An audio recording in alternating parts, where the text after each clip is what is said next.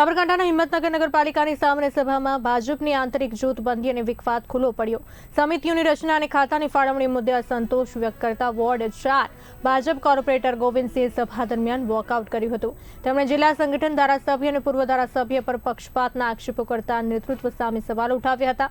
સતત ત્રીજી ટર્મના કોર્પોરેટર ગોવિંદસિંહે જરૂર પડે તો ભાજપ સામે લડવાની તૈયારી હોવાનું પણ નિવેદન આપતા રાજકીય વર્તુળોમાં ચર્ચા જાગી છે।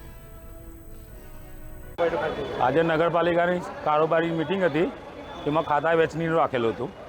ખાતા વેચણીમાં એવું કર્યું કે બિપિનભાઈ ઓઝાના માણસ અને પ્રજાપતિ એમના સમાજના નટુભાઈ ઓઝા, ગોપાલભાઈ અને બેઓને ખાતા આપી દીધા। ધારાસભ્યના કલ્પિતભાઈ અને અમૃત પુરોહિત એમને ખાતા આપી દીધા। રાજુભાઈ ચાવરાના રાજુ દેસાઈ અને એક બીજાભાઈને સેટ કરી દીધા।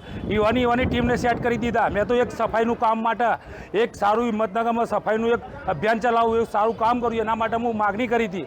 બસ એમના હું ત્રીજો 3 ટાઈમથી જીતીને આવું છું અને આ વોર્ડમાં 4 સીટના બદલે એકલો હું જીતીને આવ્યો હતો। એટલા વિરોધ હોવા